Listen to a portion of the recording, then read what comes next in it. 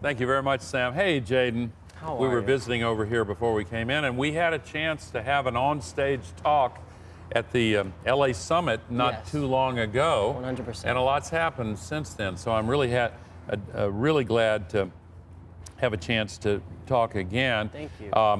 I loved your passion when we were on stage there together. You had that audience really going, and you've been at this a long time. What are you, 20 years old now? Yes, I am 20 years old right now. But you started this when you were 10. Can that be true? Yes, that actually is true, as surprising as it is. You know, actually, I had an environmental teacher who was teaching me about what was happening in the world with greenhouse gases and global warming, and also specifically plastic pollution in the ocean. Yeah. You know, with me being young, that's the thing that I really stuck to the most was, you know, seeing other animals in pain, getting hurt in the ocean. I just started surfing, you know, and my surfing teacher was explaining to me that the ocean was alive and that it was a part of us, and that humans came from the water and that we'll always need it. So me just learning how to surf and then learning about the environment and learning how we were destroying the ocean and the different things that were happening, that really impacted me at a young age, and it really made me sad, and it made me feel like I was a part of a group of people that were doing something wrong to the world.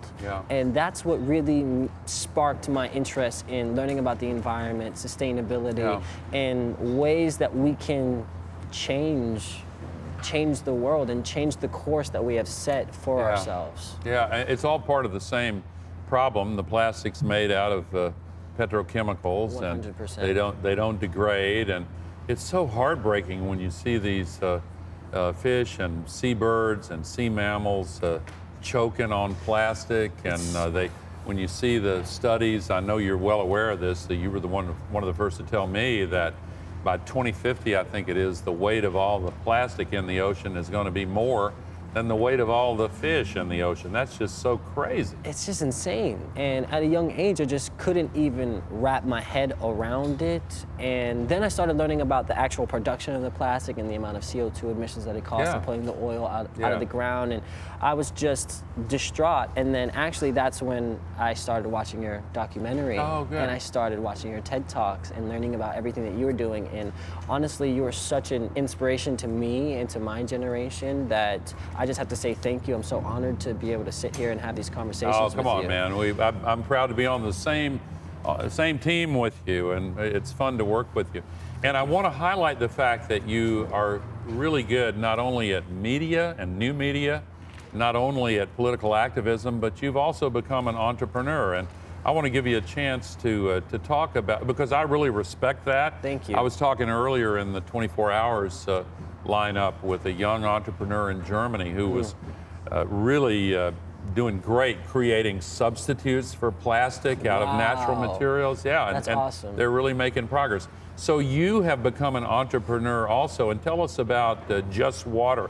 You got one here. Yes, I actually have one here. Thank you for giving me an opportunity to talk about it. And actually with Just Water, so back when I was 11, when I was watching your documentaries, when I was learning about the environment, I wanted to kind of come up with a way or find some type of, you know, solution that we could put out into the world, or some type of way that we could be a part of the environmental conversation for the better, you know, and every day, every night, I would just wake up like, how can I be a part of the conversation? What can I do? And I decided that a great first step for me in my environmental journey would to be develop a ball of water that just offers less plastic and less CO2 emissions per bottle, because I just want to, that's my whole goal right now with the environment, is I just want to reduce the amount of plastic in the world and also reduce the amount of CO2 emissions that are going out. So with Just Water, it's actually 72% less CO2 emissions than similar sized bottles, and actually 82% made out of renewable resources, being paper, and then the top being made out of plant-based plastic from sugarcane. So, you know, for me, that's just the start of me and my journey. I want to go on and to reduce plastic and reduce CO2 emissions in so many different ways and so many different industries. You know, with we just decided to start with water, but that's not our end goal in any way. That's just the beginning. Yeah, you know, you've heard the old phrase, good people trapped in a bad system. I hear that a lot. There's 100%. Some bad people, I guess, but most people are good. And those who are trapped in a bad system feel like, wow, how do I be a part of the solution instead of part of the problem? So that's one of the reasons why I really respect entrepreneurs who are trying to change the system. And we got a lot of changing to do. 100%. So you talk with a lot of young people Yes. in your age and your peer group. We've talked a little bit about this before, but what is the most common resistance that you get? I mean, it's easy to assume that all young people are on side. But that's actually not the case. Most are. As a group, your generation is definitely there. But when you encounter people who are not there yet, how do you get to them, or how do you try to? Well, the way that I try to is really just through education, because without my teacher when I was young, I would have never known what was happening with the environment, and therefore Right. I couldn't have the capacity to care if I didn't have the information. So the biggest thing that I try to do when I see young people out there who are struggling to deal with the environmental crisis is I try to help them and educate them on what's going on. And honestly, the best tools of educating the youth that I've been able to see is short-term content. So, content that's like 60 seconds long that's also educating them on something, But another way is long-form content, which is like your documentaries, which I've put countless amounts of people on. And after they watch that, then they begin to see and understand and try to apply it to their life. It's like, even with people with that documentary, What the Health, they watch What the Health, and then now they want to become a vegetarian, and now they want to make active changes in their life. Only once they have gotten the proper information in a way that they can actually digest it. Yeah, so I want to change up subjects just a little bit, because I have often gotten excited myself about short form content, internet-based media. It's going to get the knowledge out there. But after what we've seen in the last couple of years, a lot of bad trends in internet media. I agree. And maybe some of these companies can get their act together and clean up what's bad about it. But a lot of it's addictive, and people get trapped in these algorithms that just suck their attention span. And It's true. Some people are drawn to the lowest common denominator. So before I let myself get too excited about this channel of communication as kind of, the way we're going to break through. 100%. I wonder if you've had any thoughts about how we deal with that stuff. I feel like that's really interesting, and I feel like that's going to be up to a lot of the social media companies to change the way that they run their algorithms and what they put in your face and what they promote to you on Instagram. But I really believe that the youth honestly is seeing the effects of these problems, like we were talking about with the videos that you've shown, with the flooding, with the drought and the fires and everything that's happening. It's all things that you've said before. You told us that all of these things were going to happen. You said, hey, it's going to raise like this, and then, hey, this is going to happen, hey, this is going to happen. Anybody who's smart can just go back to your TED Talks, go back to your documentaries and say that you said, oh, this was going to happen, or that this was going to flood, or that this area of the world was going to drought, and then it actually happened. So I feel like the youth can actually take that information and say, okay, these things are happening.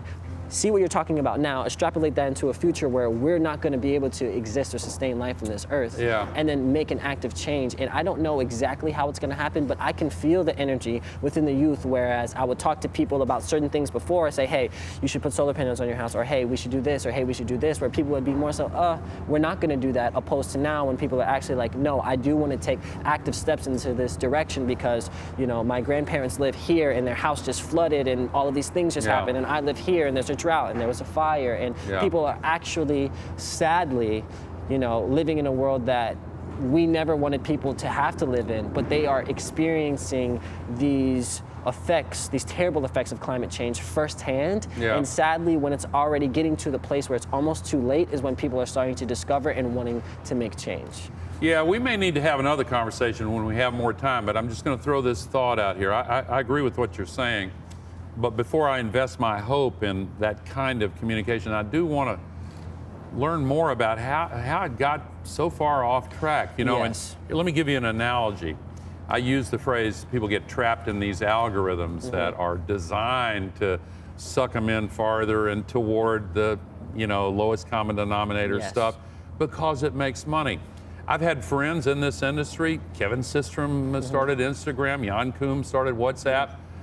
They both tried so hard, and then they've been kind of eased out. And one reason is capitalism. I'm a big supporter of capitalism. Don't get me wrong, but without reforms, then the analogy to short-term content is short-term profit. Yeah. And if they are so constantly addicted to short-term profit and they don't measure all the values that are in the value spectrum, and it's all, if it doesn't have a price tag, it looks like it has no value, meaning, is it making the world a better place? Is it helping the communities where people live? Is it lifting people up? That's not part of the algorithm now. Yeah. And so just appealing to the conscience of some of these companies doesn't seem to work that well if the algorithm that they and their shareholders are involved in keeps driving them toward outcomes that don't make room for the kind of social awareness and social consciousness and a sense of purpose to make the world a better place while you are making money for your shareholders and rewarding your employees adequately. 100%. So, as I said, that's a deeper conversation, takes more time, but I think we've got to, in order to solve the climate crisis, we've got to spend time on the democracy crisis, and we got to spend time on the unreformed capitalism crisis. Again, I'm all for capitalism, and Lord knows I'm for democracy, but we've got to stop discouraging people from voting in democracy. We've got to stop this